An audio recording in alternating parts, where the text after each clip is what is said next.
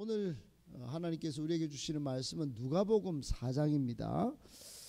신약성경 93쪽 누가복음 4장 16절부터 30절까지입니다. 신약성경 93쪽 누가복음 4장 16절부터 한 절씩 30절까지 교독하겠습니다. 16절부터 30절까지입니다. 예수께서 그 자라나신 곳 나사렛에 이르사 안식일에 늘 하시던 대로 회당에 들어가사 성경을 읽으려고 서심해 선지자 이사야의 글을 들이거늘 책을 펴서 이렇게 기록된 데를 찾으시니 곧 주의 성령이 내게 임하셨으니 이는 가난한 자에게 복음을 전하게 하시려고 내게 기름을 부으시고 나를 보내사 포로된 자에게 자유를 눈먼 자에게 다시 보게 함을 전파하며 눌린 자를 자유롭게 하고 주의 은혜의 해를 전파하게 하려 하심이라 하였더라. 책을 덮어 그 맡은 자에게 주시고 앉으시니 회당에 있는 자들이 다 주목하여 보더라.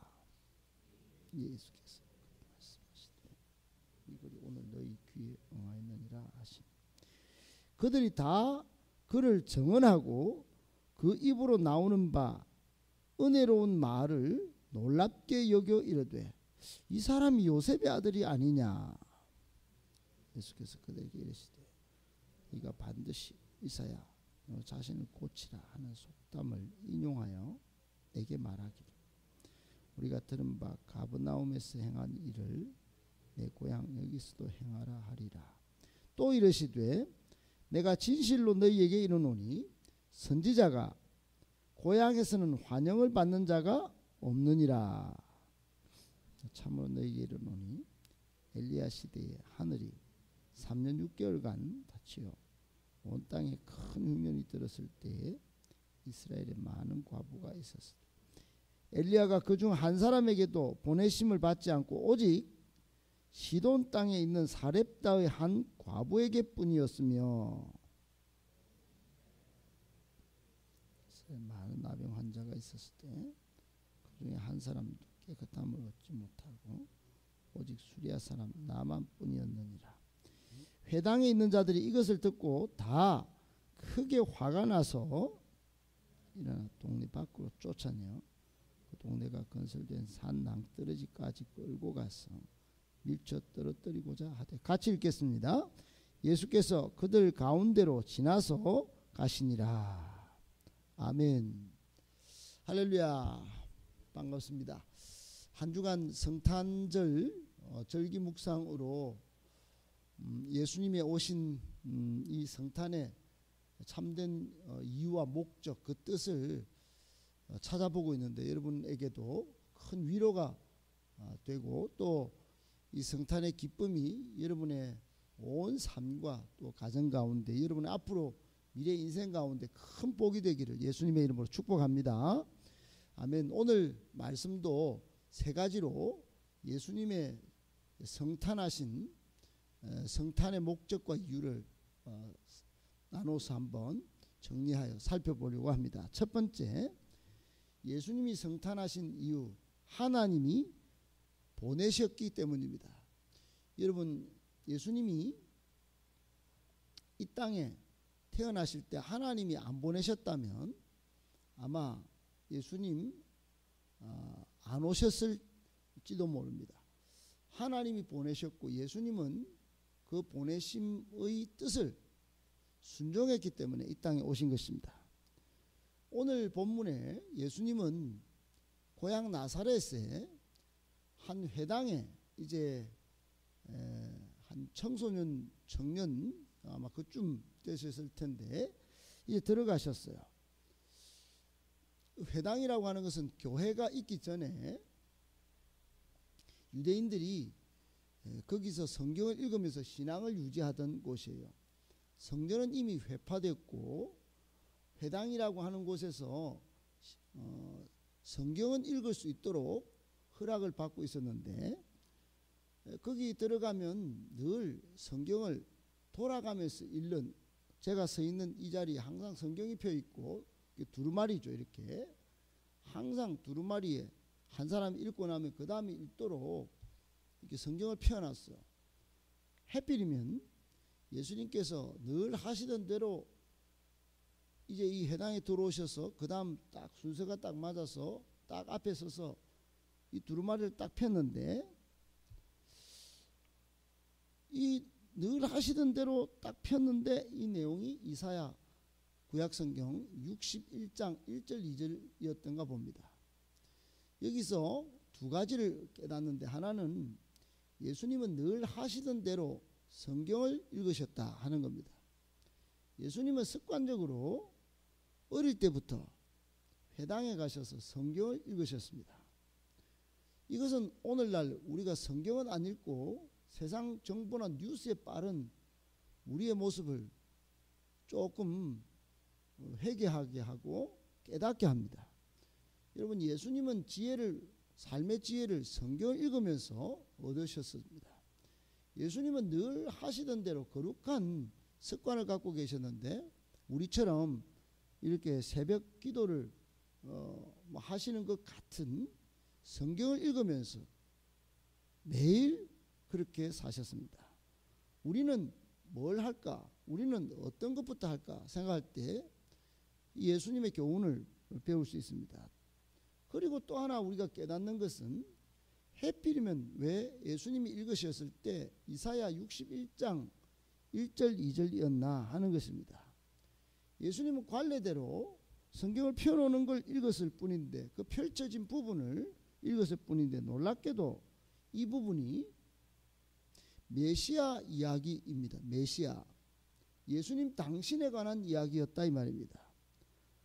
이게 하나님의 섭리가 아니고서는 설명이 되지 않는 부분입니다. 하나님은 예수님이 읽으셨던 이 이사야 61장의 이야기가 예수님에 대한 이야기인 것을 딱 그냥 그 순간에 보고 그 해당에 있는 사람들 앞에서 아마 읽도록 하시지 않았을까. 어찌 보면 전율이 느껴질 정도. 여러분, 영원히 고통받는 백성에게 모든 죄인을 구원하시기 위하여 하나님이 메시아를 이 땅에 파송하시겠다는 내용이 오늘 예수님이 읽었던 이사야 61장의 이야기예요. 그리고 모든 인류를 죄에서 포로된 사람은 자유를 주고, 육신에 매여 있는 사람에게도 그 다 풀어지는, 자유케 하는 예수님의 사역에 관한 말씀이 이사야 61장 1절로 2절에 적혀져 있어요. 예수님도 아마 놀라지 않았을까, 그런 생각을 순간 하게 됩니다만, 어떻든 여러분, 예수님의 성탄은 하나님이 친히 온 인류를 죄에서 구원하시기 위하여 예수님을 파송하셨고, 거기에 예수님이 순종하셨기 때문에 오늘 우리가 기뻐하는 이 성탄이 있게 됐다. 그것은 이미 하나님께서 예정하신 사건에 속한다. 그러므로 우리를 향한 하나님의 놀라운 선물이 바로 성탄입니다. 여러분, 하나님이 보내셨기 때문에 예수님이 오셨고, 그것이 우리에게는 큰 구원의 기쁨이 되었다는 것 꼭 기억하시고, 성탄을 더욱더 기뻐하는 우리 모두가 되시기를 예수님의 이름으로 축복합니다. 아멘. 예수님이 성탄하신 이유 두 번째, 모든 인류의 삶을 회복시키기 위함이었습니다. 여러분, 오늘 18절에 굉장히 중요한 말씀인데, 주의 성령이 내게 임하셨으니, 예수님이 메시아로서 사역은 본인이 힘으로 뜻으로 한 게 아니다 이 말입니다. 성령 하나님이 기름 부었듯 예수님께 임하셔서 이제 가난한 사람에게 복음을 전하고, 또 포로된 자에게 자유를 전하고, 또 눈먼 자는 다시 보는 광명을 찾고, 또 스트레스 받고 정신적으로 또 관계적으로 눌려서 사는 사람들에게 자유롭게 풀어주시려고, 한마디로 이게 무슨 말이냐, 경제적으로 고통받고 힘없는 약자에게 기쁜 소식을 전하게 하시려고, 또 한 가지, 정말 가난한 사람들은 더 이상 소망이 없는데 하나님만 바라볼 수밖에 없는 그런 사람들인데, 이런 억압받고 눈물 흘리고 육적으로 정신적으로 고통받고 포로된 사람들, 그런 사람들에게 자유를 주시려고 예수님이 오셨다는 겁니다. 이 18절 이 한 절만 가지고도 성탄의 모든 의미를 다 함축적으로 설명하고 있다, 이렇게 말해도 과언이 아닙니다. 여러분, 성탄은 모든 계층, 모든 인류, 모든 억울하고 눈물 흘리고 스트레스 받는 사람들에게 삶의 회복을 가져다 주는 놀라운 사건입니다. 사건, 대사건이에요. 하나님이 예수 그리스도를 이 땅에 보내셔서 이루고자 하셨던 가장 중요한 목적은 모든 인류가 그 삶을 회복해 하시려는 하나님의 뜻이 계셨던 것입니다. 이것이 오늘 19절에 주의 은혜의 해를 전파하게 하려 하심이라 그랬어요.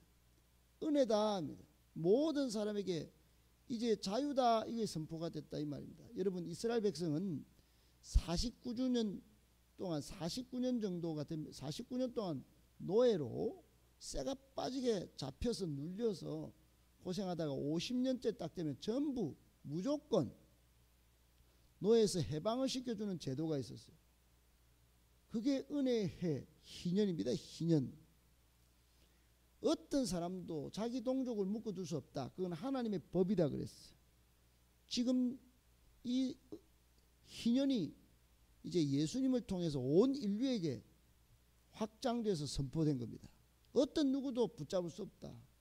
이제 예수 안에서 모두가 자유다. 이게 성탄의 이유입니다. 목적입니다. 여러분 꼭 기억하시고, 이제 더 이상 예수님 믿으면 눌려 살 이유가 없습니다. 예수님 안에서 우리는 영원한 구원을 얻고 영원한 자유를 누릴 수 있습니다. 꼭 기억하시고, 이 기쁨이, 이 놀라운 영적 자유와 해방의 사건이 저와 여러분의 사건인 줄 깨닫고 오늘도 감사할 수 있기를 예수님의 이름으로 축복합니다. 아멘. 마지막 세 번째, 그러나 예수님은 배척당했습니다. 여러분, 첫 번째 오늘 성탄의 이유, 두 번째 성탄의 이유 들어보니 이건 놀라운 사건이고, 이거는 우리에게는 엄청난 기쁨의 대사건입니다. 감사해야 마땅한데, 송축해야 마땅한데, 경배해야 마땅한데, 그러나 오늘 예수님의 고향 사람들은 어떻습니까? 22절에 보니까 예수님이 이 은혜로운 말씀을 하니까 전부 놀랍게는 생각했어요. 놀랍게 여겼다, 이런 말씀이 있습니다. 22절에 그들이 예수님이 입으로 하시는 말씀을 들었고는 놀랍게 여겼다 그랬어요. 그게 은혜롭게 여겨졌다. 근데 그 다음 반응은 이상합니다. 이 사람이 요셉의 아들 아이가, 그 요셉은 목수인데, 야 우리 동네 옛날에 그 요셉이라 카대 그거 목수 아들, 그러면서 그거 뭐 별로 뭐 그거, 그리고는 선입견으로 예수님을 바라본 겁니다. 예수님이 온 인류의 죄를 다 씻고 모든 사람을 자유롭게 하려고 왔다고 이사야 61장을 읽래. 아이고 은혜로운 말인데, 아이고 저거 봐라, 저거는 그 목수 아들이다 하더라, 이렇게 돼버린 겁니다. 여러분 그러다가 24절 좀 와서 이후로 쭉 보니까 예수님의 메시아 사역을 불인정하고 결국은 급기야 예수님을 배척하기 시작했습니다. 29절에 보니까 해당에 있는 사람들이 다 듣고 크게 화가 나가지고 예수님을 동네 바깥으로 끄집어 막 밀어내가지고 낭떠러지까지 끌고 갔습니다. 왜 낭떠러지까지 끌고 갔겠습니까? 이제 밀어서 죽여버리려고 그랬다는 겁니다.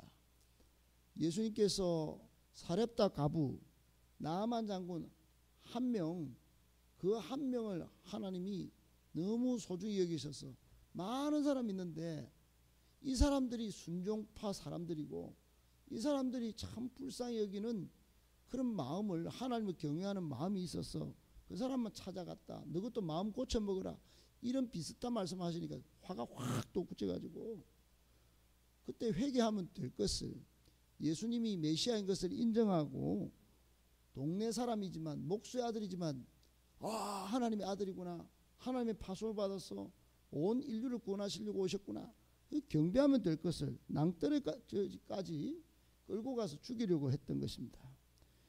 여러분, 이것은 오늘날 우리 현대인에게 우리 예수 믿는 21세기를 사는 우리에게 주는 교훈이 있습니다. 우리도 똑같이 야 너거 똑바로 믿냐?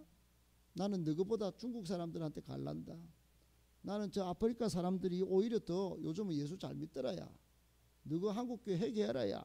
이렇게 하면 우리도 이렇게 되지 않을지 모르겠어요. 지금 이 자리에 오셔서 예수님이 너거 정신 차리래 하면 우리가 고생하는 거 모릅니까? 그러면서 오히려 대들고 그러지 않을까 싶어요. 이런 목회해 보면 조금 시간 됐다고 조금 헌신했다고 막 고개 들고 막 대드는 사람이 간혹 있습니다. 예수님도 이런 배척을 당했어요. 마땅히 감사하고 마땅히 경배해야 될 상황 앞에 오히려 배척당하는 예수님, 오늘 우리를 깨우치고 다시금 저 낮고 천한 자리로 돌아가서 신앙의 첫 출발을 이루어야 함을 우리에게 교훈해 줍니다. 성탄의 이 기쁜 시간에 오히려 우리의 신앙이 잘못된 거 있으면 빨리 고쳐서 새로운 신앙의 새 출발이 우리 모두에게 있게 되기를, 또 우리 교회나 한국교회에 있게 되기를 예수님의 이름으로 축복합니다. 아멘.